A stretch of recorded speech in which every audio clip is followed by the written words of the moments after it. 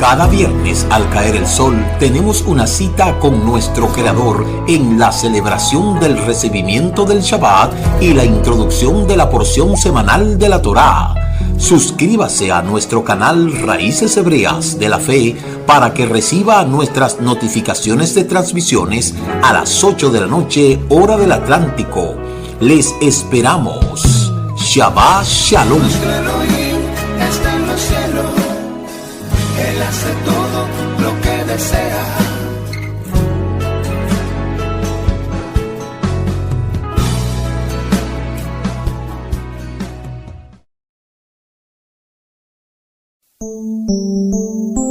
Shabbat Shalom, Shabbat Shalom. Tengan todos un feliz Shabbat Shalom, Shabbat Shalom. Regocíjate en Adonai. Shabbat Shalom, Shabbat Shalom. Sean todos bienvenidos al inicio de la celebración del Shabbat y al comentario del estudio semanal de la Torá. El reposo lleno de paz que proveyó Adonai para su pueblo Israel.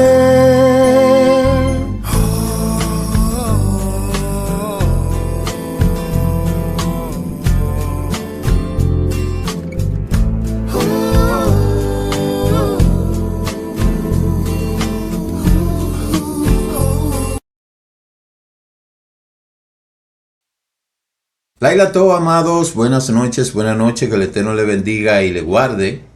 Le damos la más cordial bienvenida a este programa de los viernes, la introducción de la porción semanal de la Torá. Quien les habla, su amigo y hermano en el Mesías, el Roé Ricardo Mujica. Somos el Ministerio Mesiánico Internacional, directo al corazón, anunciando la restauración de Israel y de todas las cosas. Recuerde lo que dice la Escritura en el libro de Shemot, capítulo 31, verso 16. Los hijos de Israel guardarán el Shabbat, cumpliendo con él de generación en generación, siendo este un pacto perpetuo, una señal entre el pueblo de Israel y yo, porque en 6 días Elohim creó los cielos y la tierra, y en el 7º día descansó.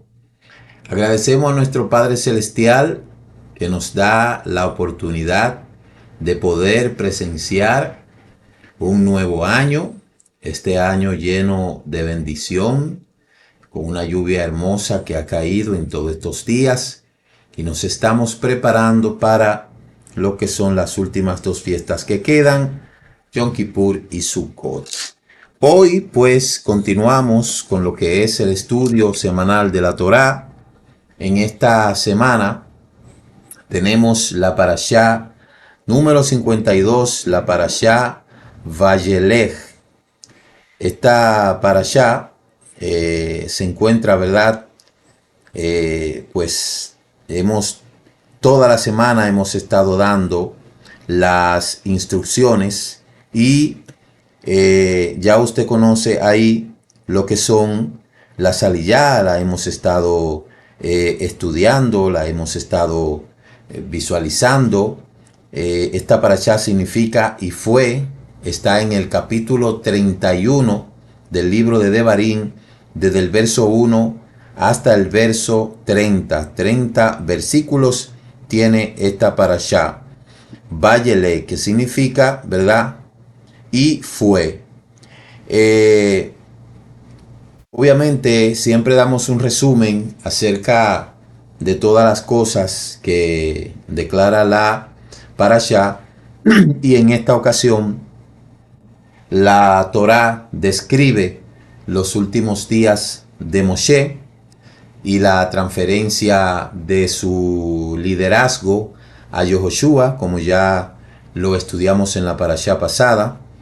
También resalta la entrega de la Torá a todo el pueblo, incluyendo la obligación de congregarse para escucharla, y también la responsabilidad de escribir un rollo de la Torá. Esta parashá también incluye la famosa canción de Moshe, Asinu. A veces se lee separada, pero en esta ocasión a veces se le junta, pero en esta ocasión se le separada, y advierte sobre las dificultades que podrían surgir de la abundancia, pero también promete una eventual reconciliación con el Eterno y su pueblo y su tierra. En los detalles claves de esta parashá resalta en primer lugar la despedida de Moshe. Moshe anuncia al pueblo que tiene 120 años y ya no puede liderarlos, y se prepara su partida en la vida terrenal. Nosotros habíamos dicho que cuando una persona que es llamada a ser líder entiende perfectamente cuáles son sus responsabilidades, trata de cumplir con ellos hasta el último día de su vida. El líder que ha sido llamado por el Eterno se preocupa por preparar personas para cuando él no esté. Eso es lo que nosotros vemos en Moshe. El líder que tiene bien clara cuál es su misión y su visión, prepara el ambiente, prepara a la gente para cuando él no esté. ¿Por qué? Porque precisamente sabemos que no somos vitalicios, todos vamos a morir en este mundo. Por eso siempre es recomendable que el líder se prepare para cuando ya hayamos concluido nuestra misión. Por eso el verdadero líder que ama al pueblo, repito, prepara personas para cuando él no esté. Y eso es lo que hace Moshe. En Moshe nosotros vemos la característica de un verdadero líder. Fíjese que en ocasiones Moshe tuvo la oportunidad de cambiar el rumbo de la historia con los enojos que recibió el Eterno con el pueblo. Sin embargo, Moshe mantuvo su firmeza y su decisión de seguir dirigiéndolo hasta el último final, hasta el final. Y eso es lo que nosotros vemos aquí. Eso es una gran enseñanza. Los líderes, señores, no estamos llamados para nosotros simplemente creernos que somos vitalicios y que nunca vamos a salir de este mundo. El líder que cree que cuando él se muere, se va a morir todo, está equivocado. Hay una frase en estos días que yo escribí en LinkedIn que dice que algunos líderes piensan que cuando ellos no están, las cosas no funcionan. Y luego se dan cuenta que precisamente no funcionaban porque ellos estaban. O sea, ¿por qué? Porque el líder no puede pretender que sin él las estrellas no brillan, el universo se detiene, las constelaciones se paran. Está equivocado. Todos somos vitalicios. No somos vitalicios en este mundo. Todos vamos a morir. No somos vitalicios. No somos para siempre. Y eso nosotros tenemos que entenderlo. Por eso nuestra misión, nuestra visión como líder, después de llevar a cabo todo el trabajo que el Eterno nos está dando, radica en preparar personas para cuando nosotros no estemos. Y de esa manera es que se reasigna el legado. Entonces, fíjese qué hace Moshe. Llamó a Yehoshua, le dijo: ya yo no puedo conducirlo porque ya el Eterno le había dicho: tú no vas a pasar el Jardín.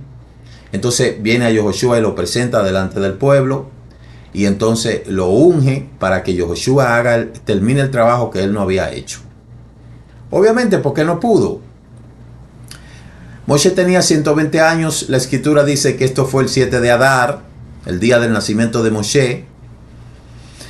Coincidencialmente, el mismo día del nacimiento de Moshe es un día después de 120 años de haber nacido que muere ese mismo día, 7 de Adar. Eso es algo digno de admirar. Otra cosa es el hecho de que Moshe le da todas las instrucciones, tanto al sucesor como al pueblo. Y repetimos, Moshe era un gran líder. Un gran líder. Con esos 120 años, 120 años que son divididos en 3 fases. 40 años que duró en Egipto, 40 años que duró en Midian y 40 años que duró en el desierto, 120 años. De modo que, como he dicho en otras ocasiones, en Egipto él hizo su licenciatura, en Midian hizo su maestría y en el desierto hizo su doctorado. ¿En qué?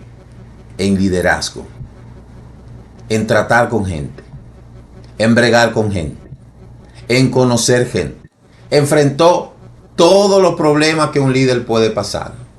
Enfrentó rebeliones, enfrentó acusaciones, enfrentó desafíos, retos. O sea, la vida de Moshe se centraliza en un líder altamente procesado, que a pesar de que no pudo entrar a la tierra prometida físicamente, pero entró a una mejor tierra que es el Olam Abba. Baruch Hashem por eso, ¿verdad? Entonces, qué buena enseñanza nosotros aprendemos de este gran líder llamado Moshe. Y debe de ser un ejemplo para todos aquellos que ostentan liderazgo. El líder no vive para sí, vive para el Eterno y para el servicio el cual ha llamado. Y todo está en la gente, lo bueno, lo malo, todo está ahí. Y hay que aprender de cada lección que uno recibe. 40 años en Egipto, esos 40 años en Egipto fueron 40 años fuertes, desde su nacimiento hasta que sale a Midian, cuando acontece el hecho de haber matado a un egipcio. Luego, 40 años en Midian, allí conoce a su esposa y allí pastoreando las ovejas de su suegro, Yitro, allí se le revela el Eterno, allí le da a conocer su nombre, le da a conocer su plan, le da señales, le da palabras, le dice, trata con él de manera personal y luego lo envía a Egipto. A Egipto saca al pueblo y en el pueblo dura 40 años. Y en cada una de estas etapas, los 40 años en Egipto, los 40 años en Midian y los 40 años en el desierto, cada una de estas etapas, uno puede ver cómo Moshe aprendió, conoció. Primero conoció a aquel que lo había llamado. Después que conoció a aquel que lo había llamado, conoció el propósito por el cual lo había llamado. Y después entonces comenzó a desarrollar el trabajo de aquel que lo había llamado, que le dio a conocer su llamado. Tremendo. Entonces, qué buen liderazgo tuvo Moshe. Lo segundo es esa transferencia de liderazgo. Moshe designa a Yehoshua como sucesor, transfiere el liderazgo y delega la misión de llevar al pueblo a la tierra prometida. No era fácil, encontrar un sustituto adecuado para que terminar el trabajo que Moshe no había terminado, pero Yehoshua tenía el ánimo, tenía el llamado, se le dio las herramientas para poder hacer ese llamado. Transferir el liderazgo a veces no es fácil, porque la escritura dice que irrevocables son los dones y el llamamiento del Eterno. No es que las habilidades y la destreza se transfieren de un cuerpo a otro, sino que eso se pasa a través de las enseñanzas. Por eso un líder tiene que saber enseñar, tiene que enseñar bien, porque no es como pasarse de un UPS, de pasarse de un archivo a otro. Eso no es así.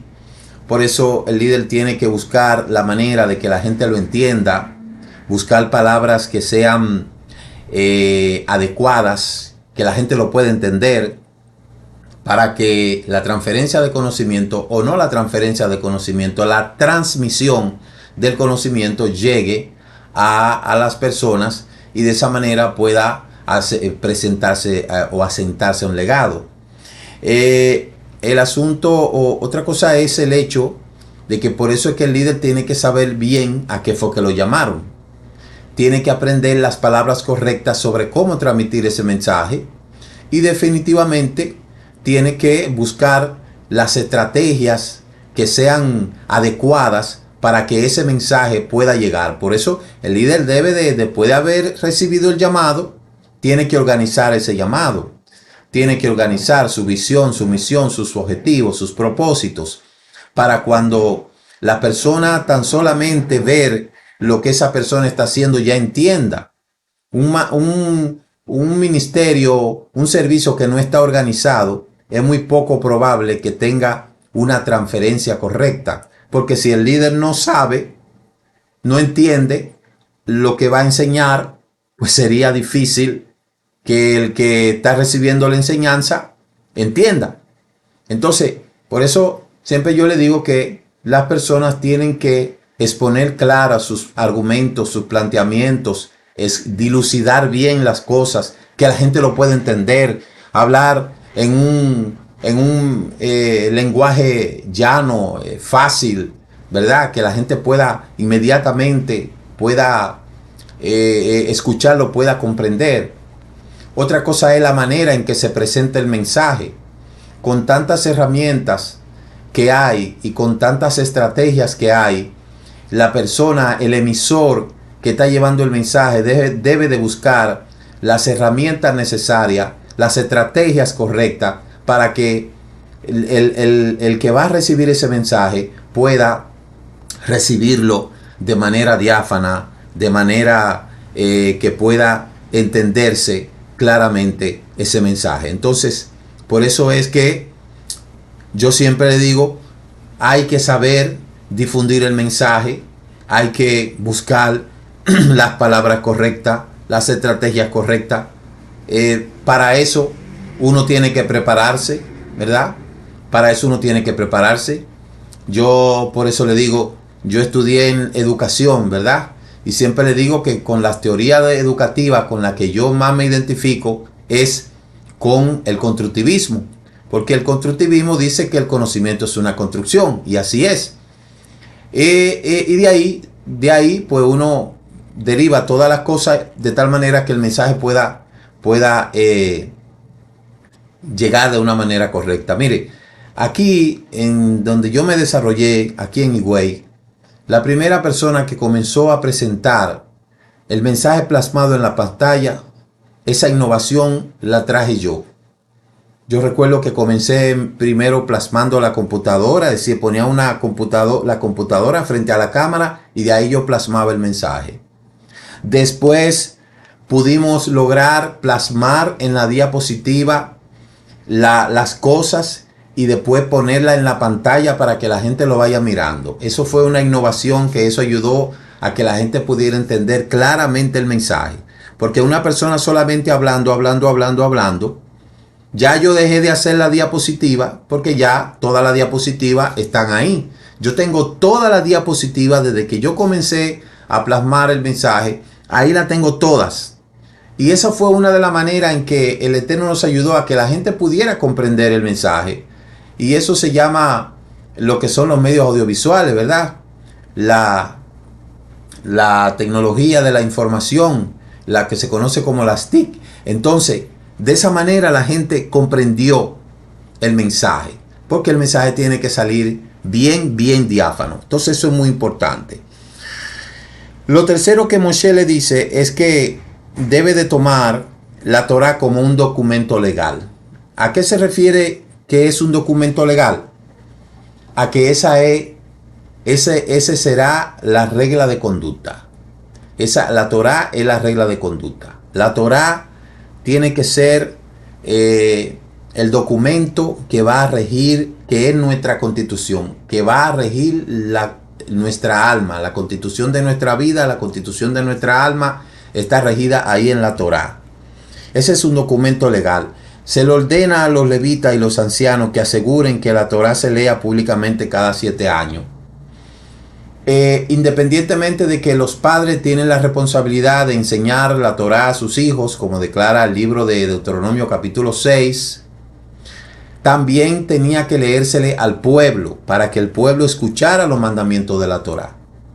Y de esa manera el pueblo tuviera la información correcta y que nadie pudiera decir, no, yo no entiendo porque a mí no se me leyó, yo no escuché nada. No, tiene que tener prácticamente lo que es verdad, esa Torá leída.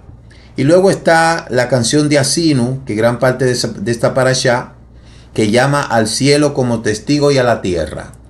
Porque nosotros sabemos que los testigos que han estado presentes desde la fundación del hombre, desde la creación del hombre hasta ahora, ha sido la tierra y el cielo. La tierra vio cuando Caín mató a su hermano Abel. Dice la escritura en el libro de Génesis que la tierra recibió la sangre de Abel. Desde ahí en adelante, la tierra ha sido testigo. Por eso tiene que haber un cielo nuevo y una tierra nueva. Porque si dejan el cielo nuevo y la tierra nueva como está, entonces van a testificar en contra de Israel. Por eso dice Apocalipsis capítulo 21, vi un cielo nuevo y una tierra nueva, y el mar ya no existía más, y vi la santa ciudad Jerusalén descender como una esposa ataviada para su marido, y esta ciudad tenía 12 puertas, tenía una dimensión, y definitivamente la tierra tiene que ser nueva, porque si no es así, pues no va a testificaría en contra de Israel. Lo otro es que le dice que tiene que advertir, tiene que tener cuidado acerca de la abundancia, sobre la tendencia de la prosperidad, que las personas olviden al Eterno. ¿Por qué? Porque muchas veces sucede y viene a ser que mientras estamos pasando por pruebas, somos muy fieles al Eterno. Somos fieles en la tefilá, somos fieles en el tiempo, en el estudio de la Torá, pero de repente cuando comienza a venir la abundancia, entonces comenzamos a reducir el tiempo de la tefilá, comenzamos a reducir el tiempo del estudio, comenzamos a reducir el tiempo de estar con el Eterno, y luego ponemos en relieve otras cosas, y ahí se comienzan a dañar las bendiciones. Y siempre le he enseñado yo un principio, y eso es propio de la agricultura. Un agricultor siembra, y dependiendo el fruto, la semilla que ha sembrado, cada semilla tiene su tiempo de sembrar. Ahora no me llega a la mente qué tiempo dura, por ejemplo, las habichuelas, pero supongamos que las habichuelas duran 3 meses, por ejemplo, 90 días, vamos a poner, o menos, vamos a poner que duran 2 meses. Sembró, a los 2 meses, 60 días, comienza a brotar, brota, y luego ya está lista la cosecha. Usted sembró, usted cosechó. Ahora bien, si usted se detuvo de sembrar, usted va a cosechar hasta donde sembró. De ahí en adelante, si usted no sembró, usted va a comenzar a experimentar la escasez. Eso mismo pasa con las bendiciones. Cuando el Eterno, una persona está pasando por procesos que hay que pasarlos, hay que pasar los procesos.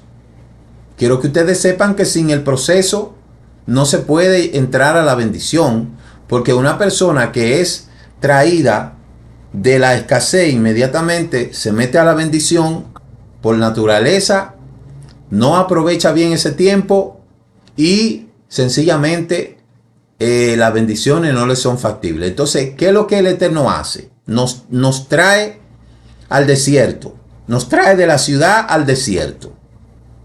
En el desierto nos enseña a vivir en medio de la escasez. Quizás no tenemos trabajo, no tenemos una fuente de ingreso, pero no pasamos hambre. Siempre aparece para la comida. Sucede y viene a ser que en esos tiempos donde hay escasez, no nos enfermamos. ¿Usted se ha fijado en una cosa de esa?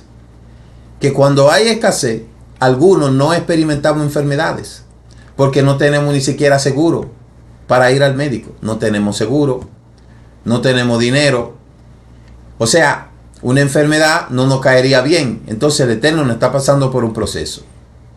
Luego en ese proceso nosotros aprendemos a mantener una relación con el Eterno. Lo poco que nos llega lo sabemos administrar.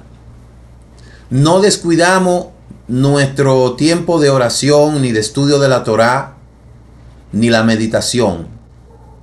Entonces vamos bien. Al momento que llegan las bendiciones, el Eterno es obvio que ya nos ha enseñado a cómo vivir en escasez, a cómo administrarnos en la escasez. Entonces, si hemos aprendido a administrar lo poco, administrar en la escasez las cosas que el Eterno nos da, yo soy testigo de que en la escasez es que se aprende a administrar las cosas, no en la abundancia. ¿Me escuchó lo que le dijo? En la escasez es que se aprende a administrar las bendiciones, no en la abundancia. En la abundancia, la persona tiende a, como tiene muchas cosas, desperdiciar y no tener control. Entonces eso hace que las bendiciones se desperdicien. Pero cuando estamos en escasez, por ejemplo, las mujeres hacen magia con la cocina. No magia, no, hacen maravillas. Con un poquito de arroz, 2 huevos, eso como que se ve como que abunda demasiado. Coincidencialmente o por el plan del Eterno, no tenemos deuda, no tenemos presión, aunque sí tenemos cosas que hay que pagar. Pero el Eterno, dentro de esa escasez, enseña a uno a que uno no depende de las circunstancias del momento. Uno no depende de que si está trabajando, de que si tiene dinero en el banco, uno no depende de eso. Uno depende del Eterno. Entonces, ahí en esa escasez, y que uno no tiene trabajo no porque uno no busca, sino porque se le cerraron todas las puertas. No hay trabajo. Uno lleva currículum aquí, lleva currículum allí, habla aquí, y todo como que está cerrado. Pero en el proceso, comemos todos los días, no quizá como quisiéramos, no nos acostamos con hambre, siempre encontramos comida, de una manera u otra vienen las bendiciones, ¿verdad? Estamos tranquilos, tenemos como la sensación de que estamos un poco estrechos, pero ahí vamos. Pero durante ese proceso aprendemos a administrar esas cosas pocas que tenemos. Y de lo poco se hace mucho. De lo poco se hace mucho. Entonces, llegó el momento de terminar el proceso. Llegaron la abundancia. Ya sabemos que cuando llega la abundancia, no podemos abandonar ni la plegaria, ni nuestra meditación, ni el estudio. No podemos abandonar nuestras responsabilidades con nuestro maaser, con nuestra terumá, con nuestra sedaká. No podemos abandonar eso. Entonces, cuando aprendemos a mantenernos en la abundancia, haciendo lo mismo que hacíamos como cuando estamos en escasez, entonces las bendiciones son aprovechadas. El que no aprendió a administrar las bendiciones en la escasez, desperdiciará sus bendiciones en la abundancia. Agarra esa frase ahí. El que no aprendió a administrar las bendiciones de la escasez, desperdiciará sus bendiciones en la abundancia. ¿Por qué? Porque no es en la abundancia que hay que aprender a ser buen administrador, es en la escasez. Y quien le está hablando un testimonio vivo. Todos tenemos que pasar por los procesos, todos. Pero cuando uno aprende a pasar el proceso, entonces uno aprende a manejarse. Y ya uno entiende cómo mantenerse en la escasez y cómo mantenerse en la abundancia. Porque hay personas que se mantienen en la escasez porque no han aprendido a administrar las bendiciones de la escasez. ¿Y por qué hay personas que siempre se mantienen en la abundancia?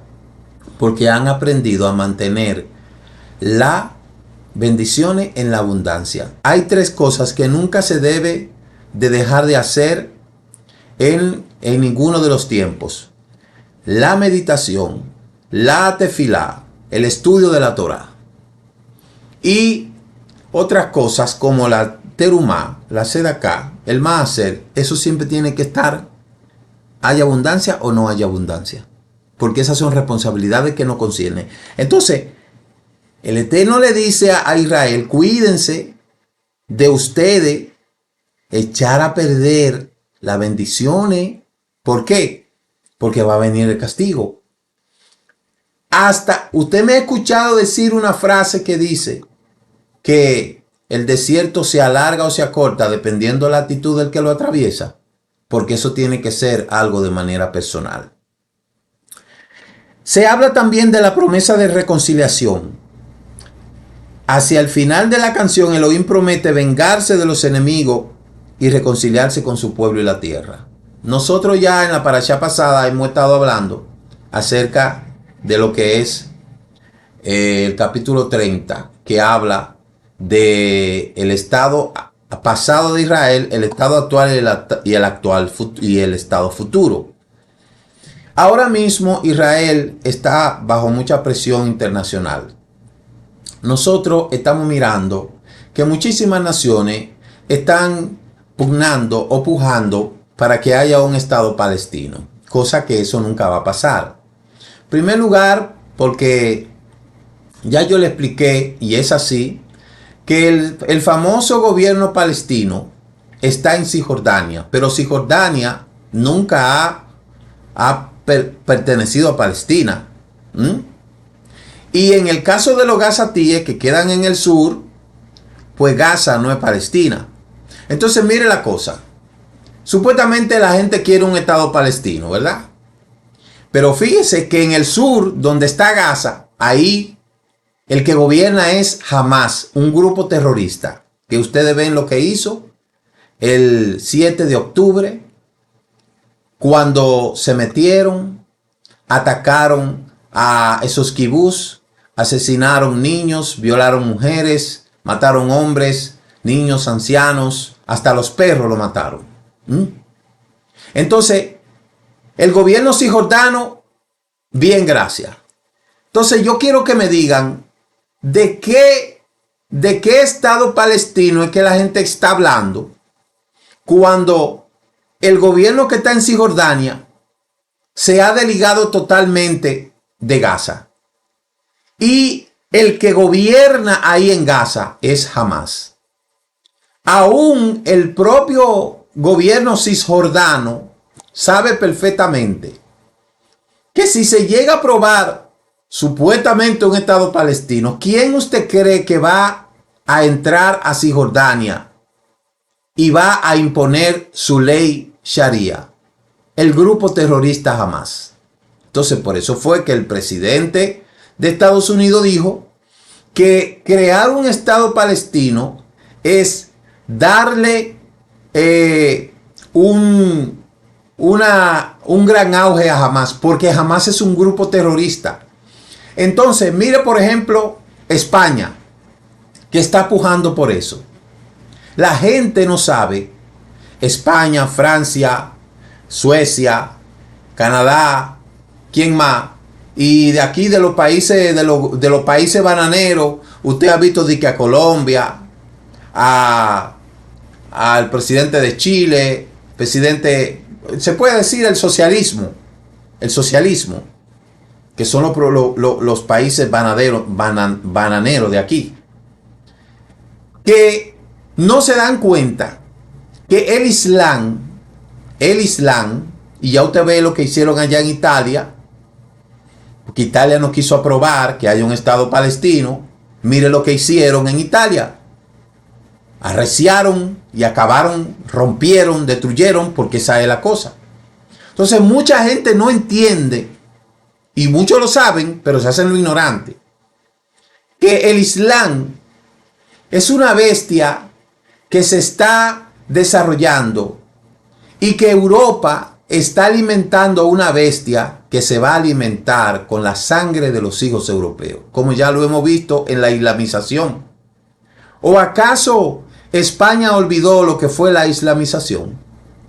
¿O acaso olvidaron todo lo que pasó con los famosos moros?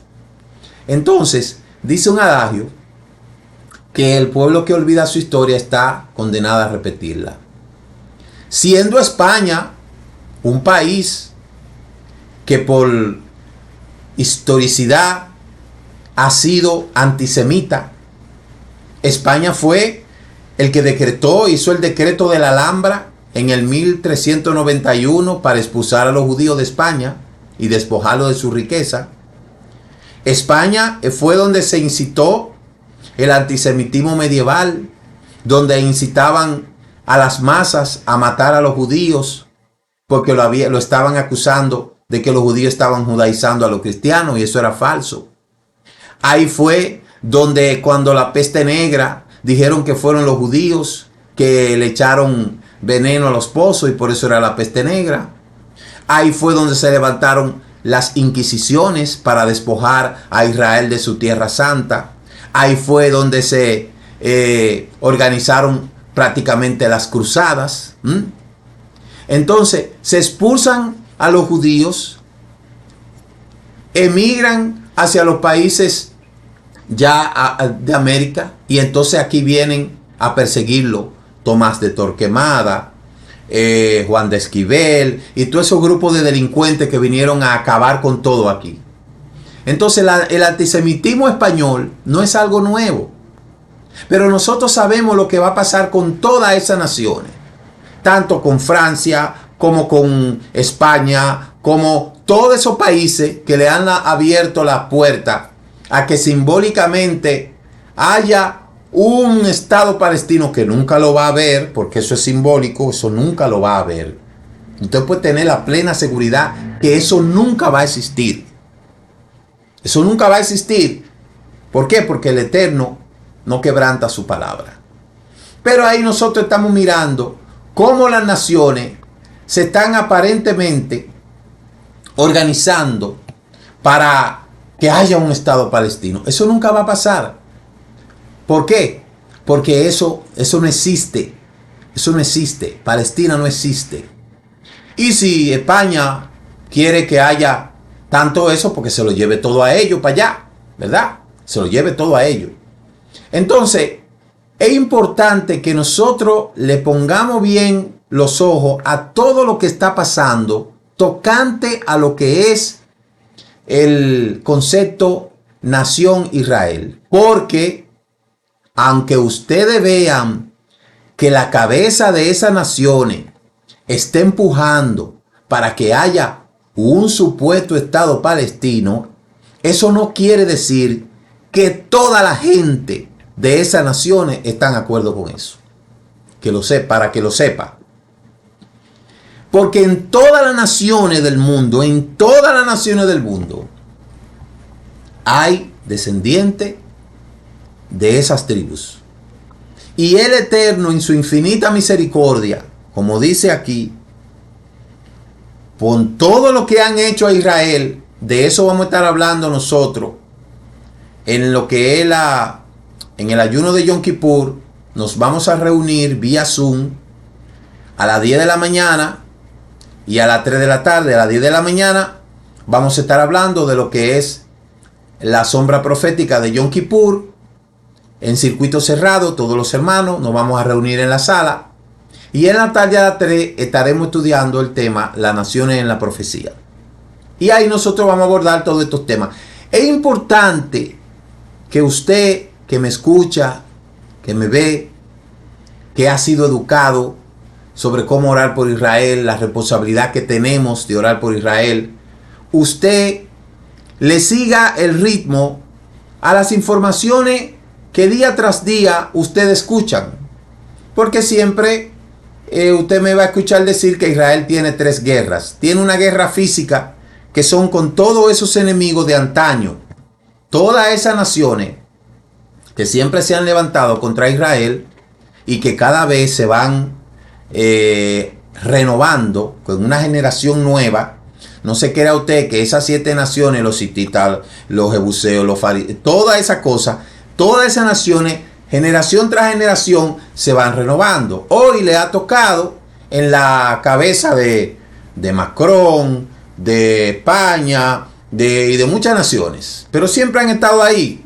Ahora, el Eterno en un tiempo va a hacer que esas naciones sean castigadas. ¿Por qué? Porque el Eterno lo ha dicho en su palabra. No, eso no soy yo que lo digo. Es la escritura que lo dice. La escritura que toda esa gente lee. Porque lo que yo no entiendo es cómo esa gente tan en contra de Israel y después se llaman a ser, y después se dicen ser creyentes en Dios, como ellos dicen. Yo no sé cómo esa gente están en contra de Israel cuando la fe que ellos tienen está fundamentada en la Biblia de Israel. Eso como que es muy contradictorio, porque deberían de dejar de usar la Biblia entonces, sacar la Biblia de su... Digo, la mayoría de esa gente son ateos, esa gente no creen en nada, esa gente nada más creen en ellos y en su dinero. Entonces, el Eterno va a hacer que todas estas naciones que se levanten, que se han estado levantando, sean castigadas. Esa es la sombra profética que dice. Porque hay una promesa de reconciliación. Y, por último, se le pide a Moshe que escriba un rollo de la Torá que sirva como testimonio.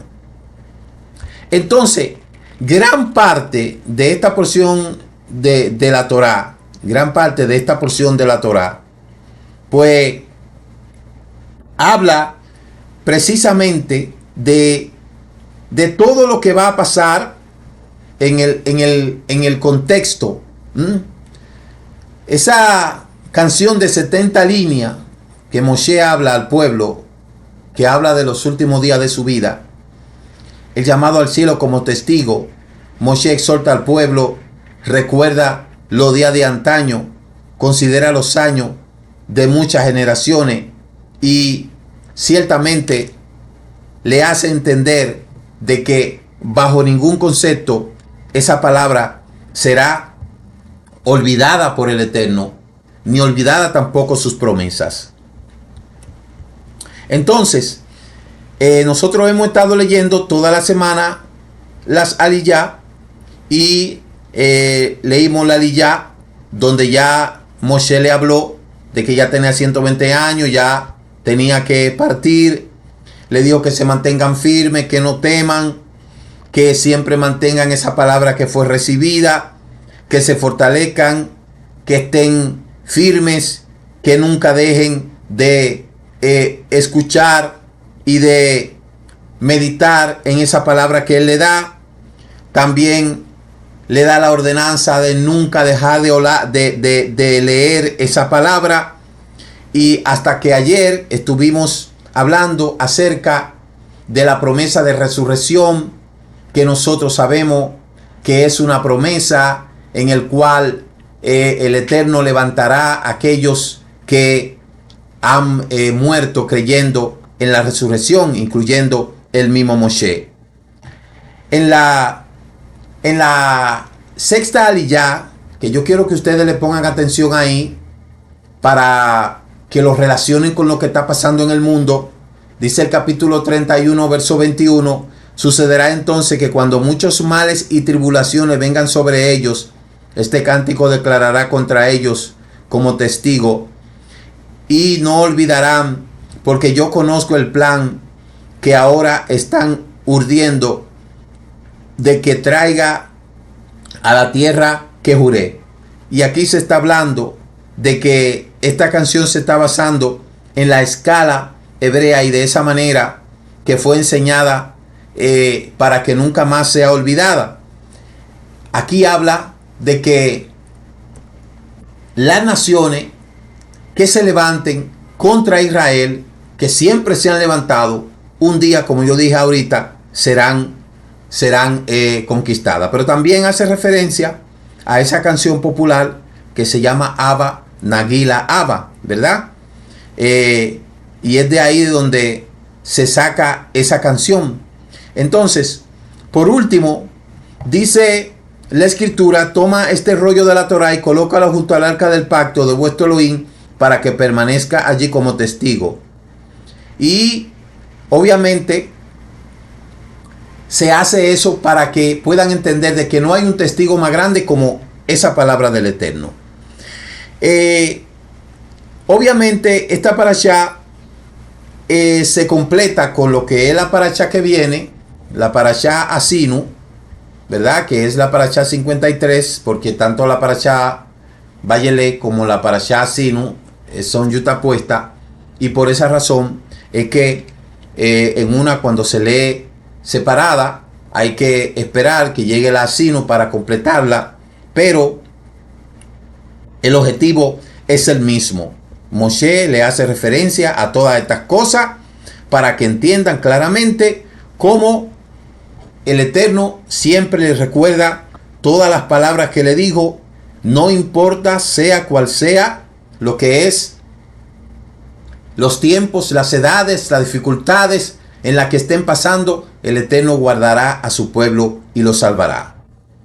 La parashá traza de otra manera precisa un tema fundamental, aunque no se dice de manera superficial. Está diluido en el texto, que es acerca de la fe y la confianza que demanda en nosotros en la promesa del Eterno. ¿Y qué es fe? Nosotros sabemos que para definir este concepto de fe, se dice que la fe es la certeza de lo que se espera y la convicción de lo que no se ve. Habla de lo que es la esencia de nosotros mantenernos en esta palabra que el Eterno nos ha dado y huir de toda herejía que nos quiera apartar de esa verdad.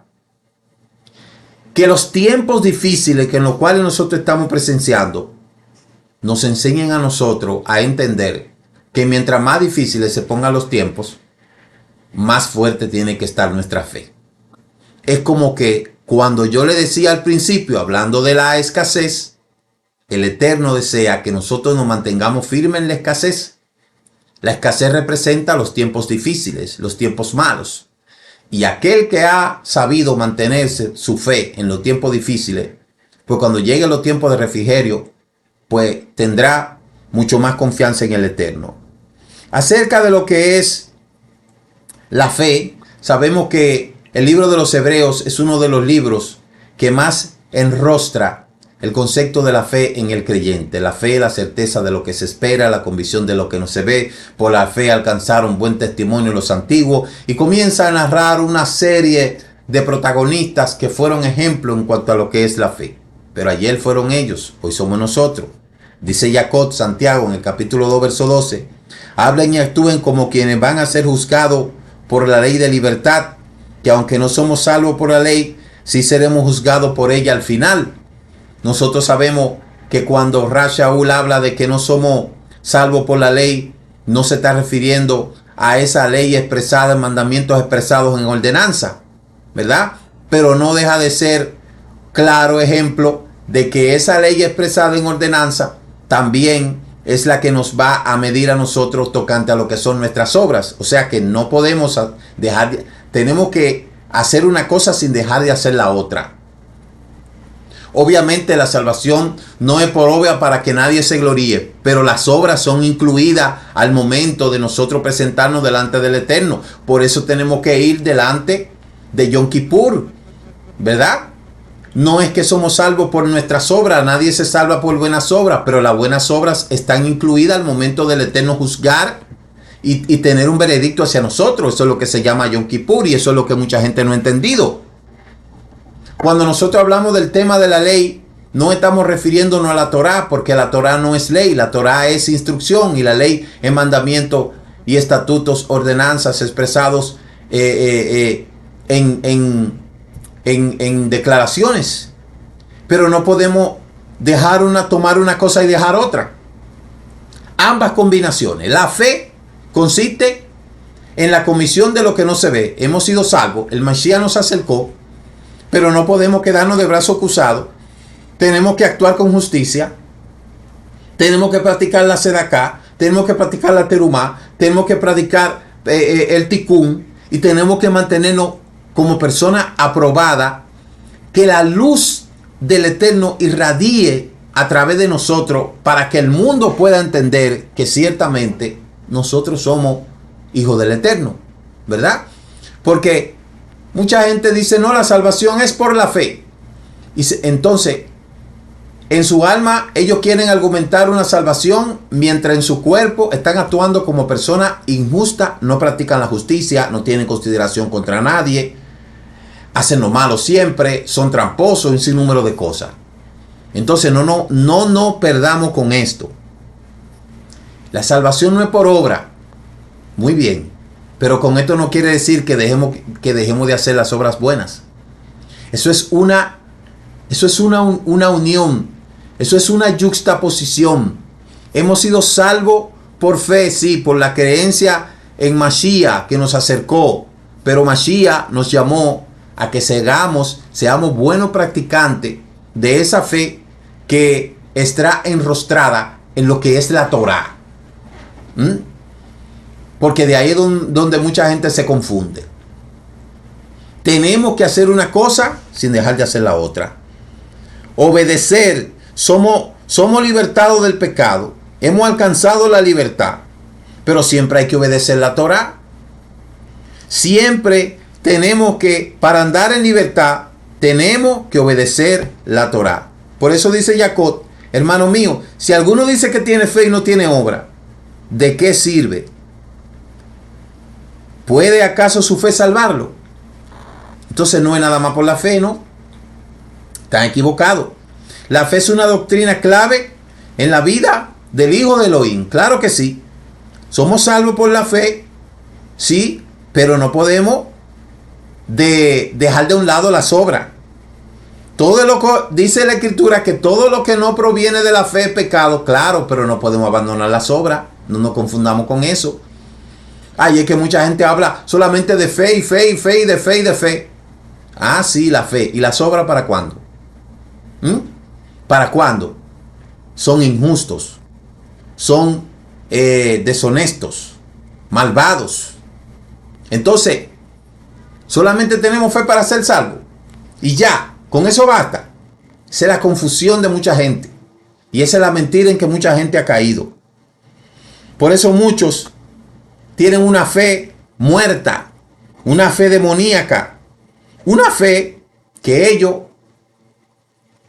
hablan con sus labios una cosa, pero con sus obras dicen otra cosa.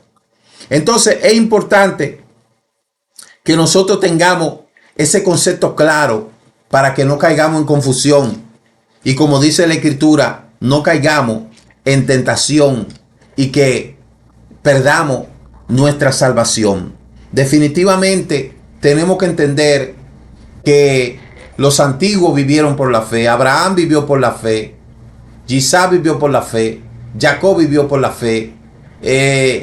Moshe, se habla de Moshe, de Aarón, de David, todos los profetas. La fe es indispensable, fundamental para poder vivir. ¿Pero fe en qué? En la Torah. Porque hay gente que le tiene fe a los ídolos. Hay gente que tiene su fe en un cuadro, en un crucifijo. Hay gente que tiene su fe en un resguardo, en un azabache. Hay gente que le pone fe a toda la cosa. Eso se llaman fe vanas, porque no hacen ningún efecto. Y muchas veces hacen un efecto placebo. Así mismo, como hay medicamentos que tienen un efecto placebo, que la gente cree que le está sanando y no está sanando nada, así mismo pasa con mucha gente que tienen una fe con fundamento placebo, una fe fundamentada en nada, que cuando lo analizan no tienen nada, no consienten nada y no producen nada, solamente un efecto placebo en la vida, que creen que lo están sanando, pero no es así. Ahora, la fe que nosotros tenemos que tener es primero la fe en Elohim de Abraham, de Isaac y de Jacob. La fe en que lo que dice su Torah, la promesa que nos ha dado. La fe en que seremos levantados de entre los muertos, porque la Torah es que lo dice.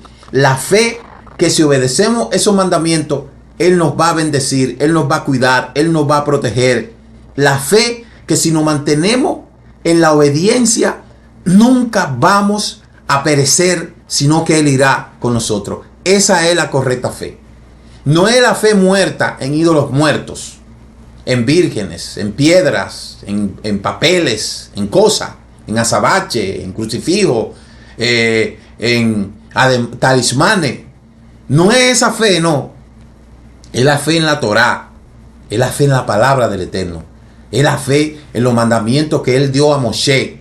Es la fe en esa Torá bendita, como dice el Salmo 119.